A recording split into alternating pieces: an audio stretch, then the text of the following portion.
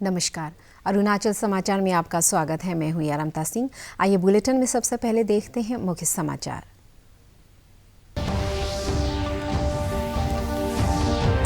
कृतज्ञ राष्ट्र आज राष्ट्रपिता महात्मा गांधी और पूर्व प्रधानमंत्री लाल बहादुर शास्त्री को उनकी जयंती पर अर्पित कर रहा है श्रद्धांजलि। राष्ट्रपति रामनाथ कोविंद और प्रधानमंत्री नरेंद्र मोदी ने गांधी जी और शास्त्री जी की समाधि पर दी श्रद्धांजलि।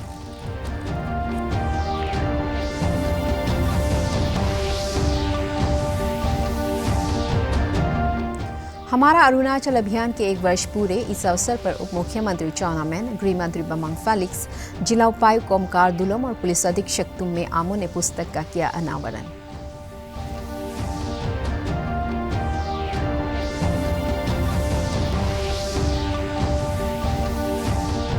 अंतर्राष्ट्रीय अहिंसा दिवस पर राज्य में स्वच्छता, पौधारोपण, फिट इंडिया दौड़ और साइकिलिंग प्रतियोगिता का आयोजन। पासीघाट में साइकिलिंग प्रतियोगिता के अवसर पर विधायक कालिंग मोयोंग ने गांधी जी के शांति और अहिंसा के संदेशों का अनुकरण करने का किया आह्वान।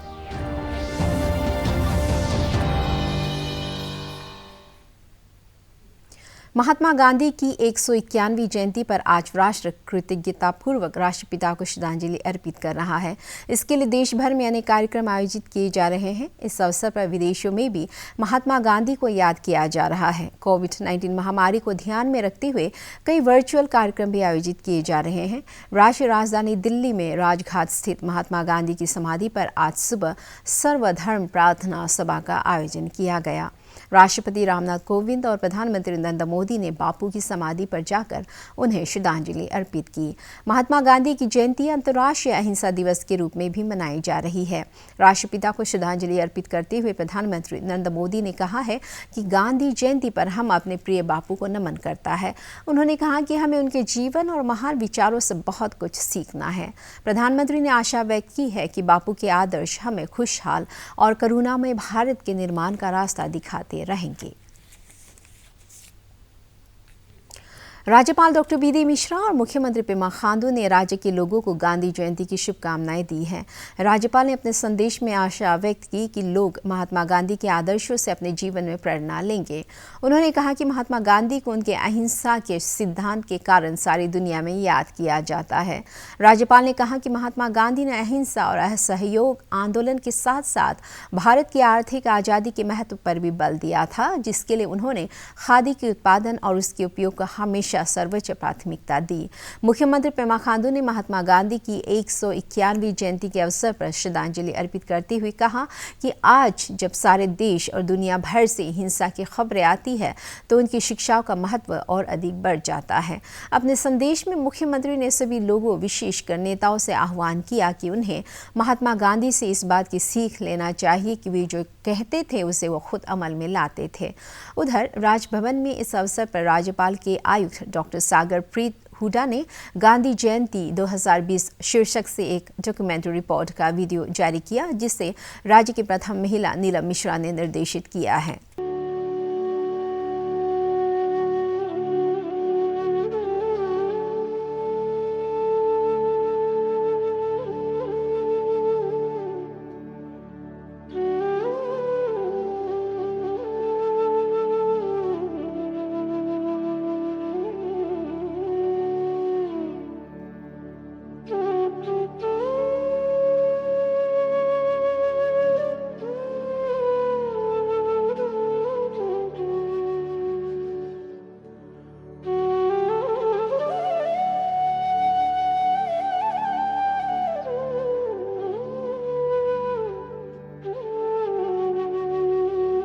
राष्ट्र आज पूर्व प्रधानमंत्री लाल बहादुर शास्त्री को भी उनकी 116वीं जयंती पर याद कर रहा है।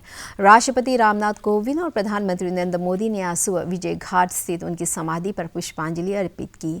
एक ट्वीट संदेश में राष्ट्रपति ने कहा है कि लाल बहादुर शास्त्री भारत के महान सपूत थे, जिन्होंने अनोखी निष्ठा से देश की सेवा की। उन्होंने कहा कि लाल बहादुर शास्त्री ने हरित क्रांति, श्वेत क्रांति और युद्ध काल में जिस तरह देश का नेतृत्व किया, वो राष्ट्र को हमेशा प्रेरणा देता देता रहेगा। अपने ट्वीट संदेश में प्रधानमंत्री नरेंद्र मोदी ने कहा है कि लाल बहादुर शास्त्री बड़े विनम्र और दृढ़ संकल्प वाले व्यक्ति थे। वे सादगी के प्रतीक थे और उनका जीवन राष्ट्र के कल्याण के प्रति समर्पित था। प्रधानमंत्री ने कहा कि शास्त्री जी ने भारत के लिए जो कुछ किया उसके लिए राष्ट्र कृतज्ञतापूर्वक उनका स्मरण करेगा। राज्य में सभी संगठनों के साथ मिलकर नशा सहित विभिन्न बुराइयों के उन्मूलन, सामाजिक और आर्थिक विकास में सभी वर्ग की भागीदारी के लिए शुरू किए गए हमारा अरुणाचल अभियान के 1 वर्ष पूरे हो गए हैं। इस अवसर पर ईटानगर में आयोजित एक कार्यक्रम में उप मुख्यमंत्री चाउना मेन, गृह मंत्री बामांग फेलिक्स, जिला उपायुक्त कोमकार दुलम और पुलिस अधीक्षक तुम्मे आमो ने इस अभियान की 1 वर्ष की उपलब्धियों पर आधारित एक ऑडियो विजुअल बुक का विमोचन किया और IMC के लिए गर्विश जिंगल को भी लॉन्च किया। इस खास मौके पर अच्छा कार्य करने वाले वार्डों को सम्मानित भी किया गया।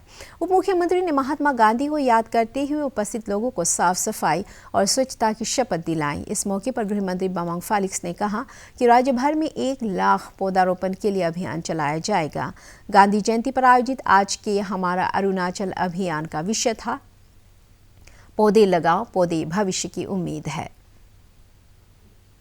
केंद्रीय खेल और युवा मामला मंत्री किरण रिजिजू ने कहा है कि कृषि सुधार अधिनियम अरुणाचल प्रदेश सरकार द्वारा कृषि, बागवानी और पशुपालन क्षेत्र में चलाई जा रही योजनाओं में सहायक होगा।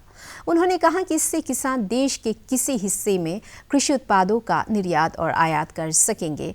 कल राजधानी ईटानगर में कृषि सुधारों पर संवाददाताओं को संबोधित करते हुए श्री रिजिजू ने कहा कि अरुणाचल प्रदेश की ग्रामीण अर्थव्यवस्था कृषि और इससे संबद्ध क्षेत्रों पर निर्भर है और केंद्र सरकार द्वारा उठाए गए कदमों से इन क्षेत्रों में कार्यरत किसानों की आय बढ़ेगी।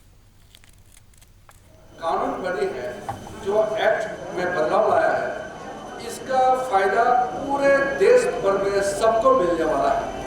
अरुणाचल प्रदेश जो हमारे यहाँ स्टेट गवर्नमेंट पेमा खांडू जी के नेतृत्व में एग्रीकल्चर, हॉर्टिकल्चर, एलाइड एक्टिविटीज में जो मेजर स्टेप्स जो उठाया है उसको बल देने के लिए ये जो एग्रीकल्चर रिफॉर्म्स कानून जो बनाया है ये बल देगा। हम चाहते हैं कि प्रोग्रेसिव फार्मर बने, फार्मर वो हो जो उत्पादन भी कर सके और साथ साथ में लोगों को भी सिखाए कि हमारे स्टेट का इकोनॉमी में एग्रीकल्चर, हॉर्टिकल्चर, एलाइड एक्टिविटीज का योगदान कैसे हो सकता है। तो किसानों का हालत ठीक करने के लिए ये रिफॉर्म्स लाना बहुत जरूरी था। पूरे नॉर्थ ईस्ट और बाकी लोगों को भी हमारे यहाँ प्रोडक्ट्स हम बेच सकते हैं और हम एक्सपोर्ट भी कर सकते हैं, चाहे वो जिंजर हो, चाहे वो कीवी हो, चाहे एप्पल हो, चाहे हमारे अनारस हो या टी, कैश क्रॉप में टी, रबर या हमारे जो नॉर्मल एग्रीकल्चर प्रोड्यूस है, सारा चीज को देखा जाएगा। और अरुणाचल एक मेजर एक्सपोर्टिंग स्टेट बन सकता है। तो उसके लिए जो यहाँ के स्थानीय सरकार ने जो फैसला उठाया और जो अभी एग्रीकल्चर रिफॉर्म्स एक्ट बनाया, ये दोनों मिलकर के अरुणाचल का आने वाले दिनों में एग्रीकल्चर, हॉर्टिकल्चर, एलाइड सेक्टर में बहुत उज्जवल भविष्य मुझे दिखाई देता है। देश में कोविड महामारी से स्वस्थ हुए रोगियों की संख्या में लगातार बढ़ोतरी हो रही है। पिछले 24 घंटों में करीब 79,000 लोगों के ठीक होने के बाद अब तक इस बीमारी से ठीक हुए रोगियों की कुल संख्या 53,50,000 से अधिक हो गई है। स्वस्थ होने की समग्र दर भी 83.70% हो गई है। पिछले 24 घंटों में 81,484 नए मामले सामने आए, जिससे देश में संक्रमित मामलों की संख्या 63,94,069 हो गई है। इस समय देश भर में कोविड रोगियों की कुल संख्या 9,42,217 है। पिछले 24 घंटों में हुई 1,095 मौतों के बाद देश में अब तक महामारी का शिकार हुए लोगों की कुल संख्या 99,773 हो गई है। राज्य में कोविड संक्रमण के मामलों की संख्या 10,000 को पार कर गई है, जिसमें से 2,955 सक्रिय मामले हैं। फिर से सुने, जिसमें से 2,955 सक्रिय मामले हैं। गुरुवार को राज्य में कोविड संक्रमण के 224 नए मामले दर्ज किए गए, जबकि 159 मरीजों को स्वस्थ होने के बाद अस्पतालों से छुट्टी दे दी गई। राज्य में अब तक कोविड संक्रमण से 7,000 से ज़्यादा मरीज स्वस्थ हो चुके हैं। गुरुवार को आए संक्रमण के नए मामलों में से सबसे ज़्यादा 89 मामले राजधानी क्षेत्र ईटानगर से दर्ज किए गए, जबकि वेस्ट सियांग से 24 और लोहित से 20 नए मामले सामने आए हैं। वहीं लोअर सियांग के लिकाबाली से 14 मामले, तिराप से 10 और चांगलांग से 8 मामले दर्ज किए गए हैं। वहीं राज्य के स्वास्थ्य सेवा निदेशालय के अनुसार राजधानी क्षेत्र ईटानगर के कोविड केयर सेंटर चिंपू में 27 मरीजों का इलाज चल रहा है। वहीं लेखी के क्वारंटीन सेंटर में 258 मरीज चिकित्सकों की देखरेख में इलाज करा रहे हैं। गांधी जयंती के अवसर पर आज लेपारादा जिले के बसार में समन्वित बाल विकास विभाग के कार्यालय परिसर में स्वच्छता अभियान चलाया गया। इस अवसर पर बाल विकास परियोजना अधिकारी मोली न्योदू के नेतृत्व में कर्मियों ने कार्यालय परिसर की सफाई की और कूड़े का निपटारा किया। स्वच्छता अभियान में महिला कर्मियों की भागीदारी सराहनीय रही।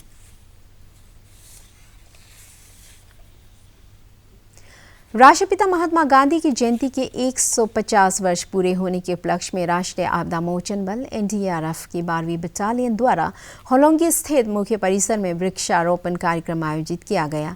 असिस्टेंट कमांडेंट संजय प्रसाद शर्मा के नेतृत्व में NDRF जवानों ने विभिन्न प्रजातियों के 100 पौधों का वृक्षारोपण किया। इस अवसर पर श्री शर्मा ने कहा कि बापू के संदेशों में शांति और अहिंसा के साथ स्वच्छता और पर्यावरण संरक्षण का संदेश भी शामिल रहा है और NDRF पौधारोपण के माध्यम से स्वच्छ वातावरण के लिए जन भागीदारी के लिए जागरूकता पैदा कर रही है। 150वें जयंती पर जो है हमारे बटालियन में अलग अलग लोकेशन में अलग अलग का तरफ प्रोग्राम आयोजित किया गया। कहीं पर स्वच्छ भारत अभियान, और हमारे यहाँ पर जो है 12th बटालियन NDRF के न्यू लोकेशन होलंगी कैंपस में जो है ये प्लांटेशन का आज प्रोग्राम हम लोग कर रहे थे। तो हम लोगों ने अपने कैंपस में जो है वो हरियाली लाने के लिए प्लांटेशन किया, और जिसमें कि कई तरह के फ्रूट्स जैसे आंवला, अमरूद, आम, नींबू और कुछ इमारती लकड़ियों के जो है वो पेड़ लगाए हम लोगों ने। पापुमपारे जिले के कीमिन में स्थित भारत तिब्बत सीमा पुलिस बल ITBP के भर्ती प्रशिक्षण केंद्र में आज महात्मा गांधी की जयंती के 150 वर्ष पूरे होने के उपलक्ष्य में फिट इंडिया फ्रीडम रन आयोजित किया गया। इसके तहत 10 किलोमीटर की दौड़ में बड़ी संख्या में ITBP के जवानों ने हिस्सा लिया और देशभक्ति के नारे लगाए। इधर राजधानी क्षेत्र ईटानगर में गांधी जयंती के उपलक्ष्य में राज्य खेल निदेशालय और ईटानगर नगर पालिका परिषद द्वारा दौड़ आयोजित की गई, जिसमें बड़ी संख्या में युवाओं ने हिस्सा लिया।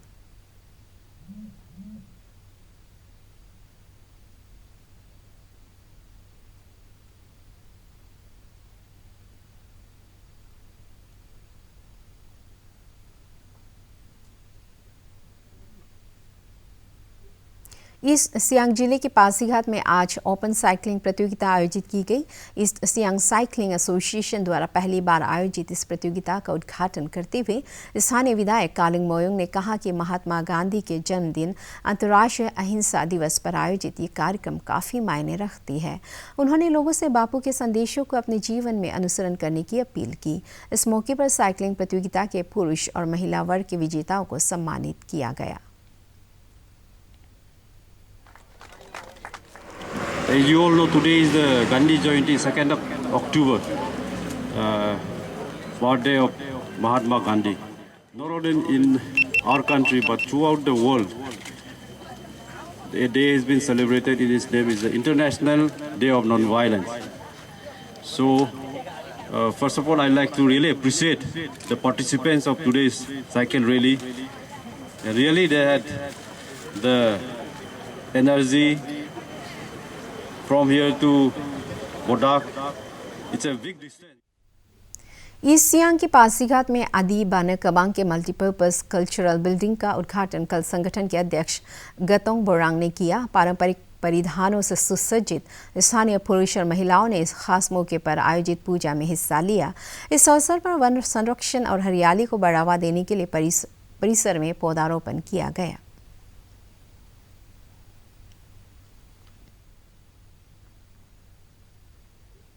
राज्य में कीवी की खेती का प्रसार लोअर सुबनसिरी और वेस्ट कामेंग जिले के अलावा अन्य हिस्सों में भी हो रहा है।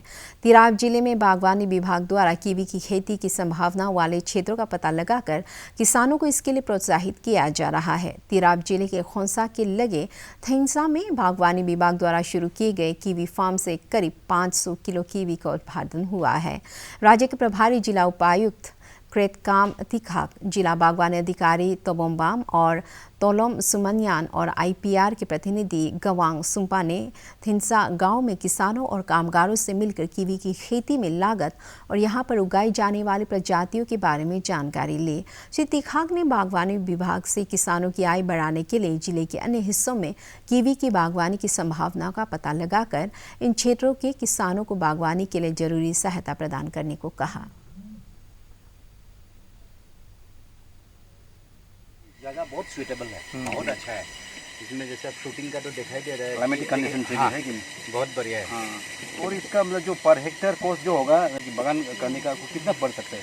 पर हेक्टेयर का जीएसटी ये GIOR और टी बार में लगकर बहुत चला जाता है, जैसे 6 लाख जैसा आराम से आ जाता है। अच्छा, पर 1 हेक्टेयर जैसा है, आपका 100 प्लांट जैसा है अभी तो।